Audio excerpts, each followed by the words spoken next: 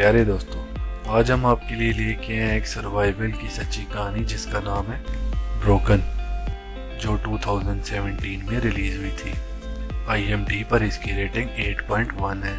اور روٹن ٹومیٹوز پر 85% پر ہے۔ آئیے مووی کو ایکسپلین کرتے ہیں۔ مووی کے شروع میں ورلڈ وار 2 کا سین دکھایا جاتا ہے، جس میں امریکہ کا B-24 پیسیفک اوشن سے جا رہا ہوتا ہے۔ لوئس ایمپرینی پلین کا بامبر ہوتا ہے اور وہ اپنے کرو کے ساتھ جاپانیز کے اگینسٹ بامبنگ کے لیے تیار ہوتے ہیں، اور جوابی کارروائی میں ان کے بہت زیادہ آدمی بھی زخمی ہوتے ہیں، اور 2 پائلٹ فل اور لوئس اپنی مہارت کی وجہ سے پلین کو واپس لینڈ کروا لیتے ہیں جو کہ ڈیمیج ہو چکا تھا۔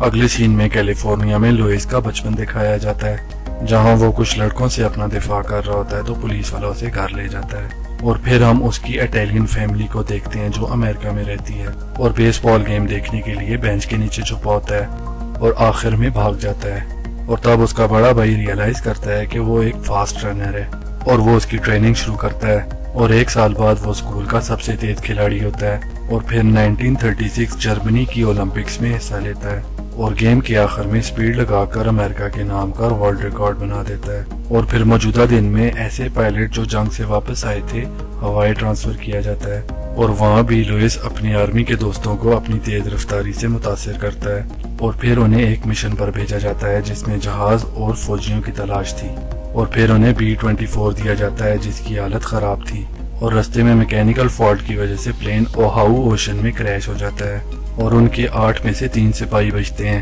اور ان میں لوئس، فل اور تیسرا آدمی میک تھا، اور پھر وہ لائف بورڈ پہ ہوتے ہیں۔ وہ تینوں بچاؤ کا سوچتے ہیں لیکن ان کے پاس راشن بہت کم ہوتا ہے۔ ان کے پاس صبح اور رات کے لیے ایک چاکلیٹ ہوتی ہے اور دن کے لیے پانی کی کچھ بوندیں ہوتی ہیں۔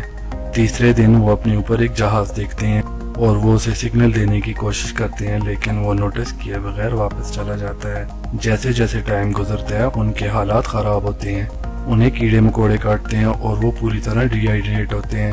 اور ان تینوں میں سے میک پوری طرح ٹوٹ چکا ہوتا ہے، اور پھر ان کی بورڈ پر ایک پرندہ آتا ہے جسے کھانے کے بعد انہیں الٹی ہو جاتی ہے۔ اسی پرندے کی گوشت کی مدد سے وہ مچھلی پکڑ کے کچی کھاتے ہیں، اور پھر ان کی بورڈ کے ارد گرد شارکس آ جاتی ہیں اور وہ خود کو پرسکون کرنے کی کوشش کرتے ہیں۔ وہ بہت تھک چکے ہوتے ہیں اور ایک صبح بارش کا طوفان آ جاتا ہے، اور خوشی سے وہ اپنی بوٹلز بھر لیتے ہیں اور آسمان سے گرتے پانی کو پینے لگتے ہیں۔ تھوڑی دیر بعد خوفناک قسم کا طوفان آتا ہے تو وہ خدا سے وعدہ کرتا ہے کہ اگر وہ بچ گیا تو اپنی ساری زندگی تمہیں سونپ دے گا، اور پھر وہ کسی طرح بچ نکلتے ہیں، اور پھر لوئس شارک کو پکڑ لیتا ہے اور وہ اپنا پیٹ بھرتے ہیں۔ 29 دن بعد وہ اپنے اوپر ایک اور پلین دیکھتے ہیں اور اسے سگنل دیتے ہیں۔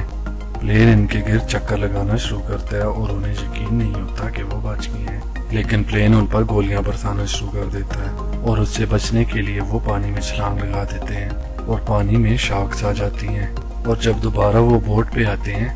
تو فائرنگ پھر شروع ہو جاتی ہے۔ لوئس پانی میں چھلانگ لگاتا ہے لیکن میک اور فل بوٹ پہ ہی ہوتے ہیں، اور پھر جہاز غائب ہو جاتا ہے، اور پھر وہ اپنی لائف بوٹ کے سوراخ بند کرتے ہیں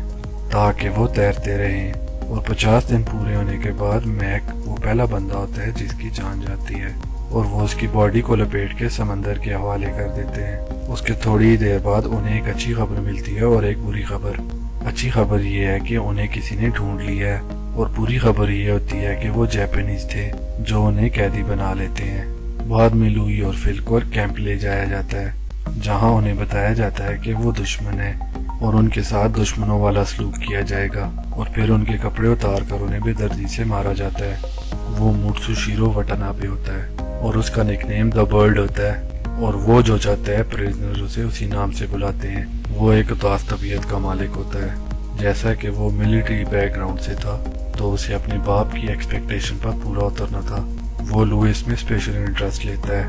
کیونکہ لوئس اسے گھورتا ہے اور پاس جانے کے بعد اپنے ڈنڈے سے اس کی ناک توڑ دیتا ہے، اور جب وہ کھڑا ہوتا ہے تو برڈ اسے دوبارہ دیکھنے کا کہتا ہے اور وہ دوبارہ اسے مارتا ہے، اور تب وہ لوئس کو اپنی طرف نہ دیکھنے کا کہتا ہے اور پھر اکیلا چھوڑ دیتا ہے۔ ان سب قیدیوں پر جاپانیز آرمی کا پہرا ہوتا ہے اور وہ ان سے گٹر صاف کرواتے ہیں، اور پھر ایک دن برڈ ان سے کہتا ہے جو اوپرا سنگنگ کے بارے میں جانتے ہیں تو سامنے آئے، اور پوچھتا ہے تم میں اولمپک کا ایتھلیٹ کون ہے، تو لوئس ہچکچاتے ہوئے ہاتھ کھڑا کرتا ہے اور اسے زبردستی ایک جوان جاپانیز لڑکے کے ساتھ دوڑاتا ہے اور پراپر خوراک نہ ملنے کی وجہ سے وہ زمین پر گر جاتا ہے اور برڈ کہتا ہے کہ تم اتنے اسٹرانگ نہیں ہو اور اسے مارنے لگ جاتا ہے۔ لوئس کو کال کوٹری میں بھی بند کیا جاتا ہے اور قیدی اس نتیجے پر پہنچتے ہیں کہ انہیں کوئی بھی چھڑانے آئے گا تو یہ ہم سب کو جان سے مار دیں گے۔ اور پھر ایک دن ایک آدمی لوئس سے آ کے کہتا ہے کہ ریڈیو پر اپنی فیملی سے بات کرو کہ وہ زندہ ہے اور ان کے ساتھ اچھا سلوک ہو رہا ہے، اور یہ کہنے کے لیے وہ راضی ہو جاتا ہے۔ اور پھر اس کے گھر کیلیفورنیا میں یہ خبر پہنچ جاتی ہے کہ وہ زندہ ہے، اور پھر اسے ریسٹورنٹ میں لے جایا جاتا ہے اور وہاں اسے ایک اور اناؤنسمنٹ کرنے کو کہا جاتا ہے کہ ہمارے کلچر کی تعریف کرے اور غدار بن کے ہمیشہ یہاں رہے۔ ایسا کرنے سے وہ انکار کر دیتا ہے اور کیمپ بھیج دیا جاتا ہے، اور وہاں لوئس کو اکیلا کھڑا کیا جاتا ہے اور ہر ایک قیدی سے اسے منہ پہ مکہ مروایا جاتا ہے جو تقریباً 200 تھے۔ پھر وہ سب ایک ایک کر کے اس کے منہ پہ مکہ مارتے ہیں اور وہ ٹوٹے ہوئے منہ کے ساتھ ہر بار کھڑا ہونے کی کوشش کرتا ہے۔ اور وہاں سٹیج ڈراموں میں قیدیوں کو فنکار بنایا ہوتا ہے، اور وہ دیکھنے کے دوران برڈ لوئس کے پاس آ کے بیٹھ جاتا ہے اور اسے بتاتا ہے کہ اسے دوسرے کیمپ ٹرانسفر کیا جا رہا ہے، اور وہ اسے کہتا ہے کہ یہ میرے لیے اچھی خبر نہیں تھی کیونکہ تم میرے دوست ہو، اور میرا انٹرسٹ تم میں تب ہوا جب تم نے پہلی دفعہ اپنی طاقت کا مظاہرہ کیا جب تم یہاں آئے۔ لوئس اس کی ساری باتیں خاموشی سے سنتا ہے۔ کیمپ میں ان قیدیوں کی زندگی کچھ بہتر ہونے لگتی ہے، لیکن اتحادی ان کا پڑوسی شہر تباہ کر دیتے ہیں، تو ان قیدیوں کو دوسرے کیمپ ٹرانسفر کیا جاتا ہے، اور جب وہ پہنچتے ہیں تو برڈ ان کے سامنے کھڑا ہوتا ہے اور ظلم شروع ہوتا ہے، جہاں انہیں کوئلے سے بھرے بیگ اوپر تک لے کے جانے ہوتے ہیں جس کے ویٹ کی وجہ سے بہت سارے گر کے مرتے بھی ہیں۔ اور پھر ایک دن اپریل 1945 کو سب قیدیوں کو بتایا جاتا ہے کہ پریزیڈنٹ روزویلٹ مر گیا ہے، اور ایک آدمی رونے لگتا ہے۔ اور پھر ایک دن برڈ لوئس کو آرڈر دیتا ہے کہ یہ بڑا اسٹیل کا بیم اٹھاؤ اور اسے اٹھا کے اپنے سر پہ رکھو،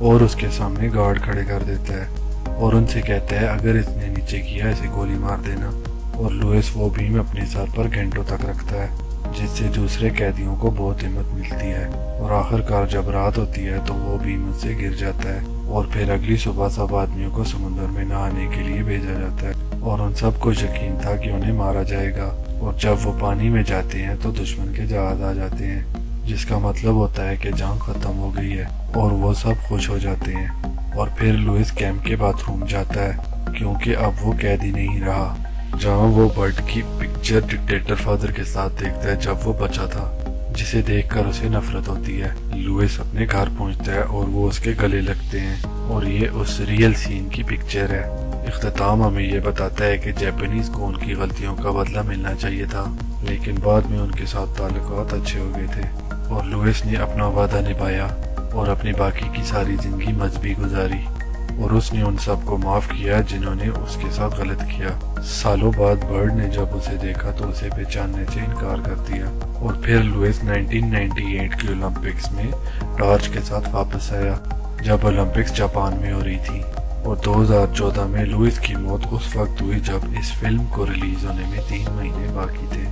پیارے دوستو، ایسی اور بھی ویڈیوز دیکھنے کے لیے ہمارا چینل سبسکرائب کریں اور اپنی قیمتی رائے سے ضرور آگاہ کیجیے گا۔ شکریہ۔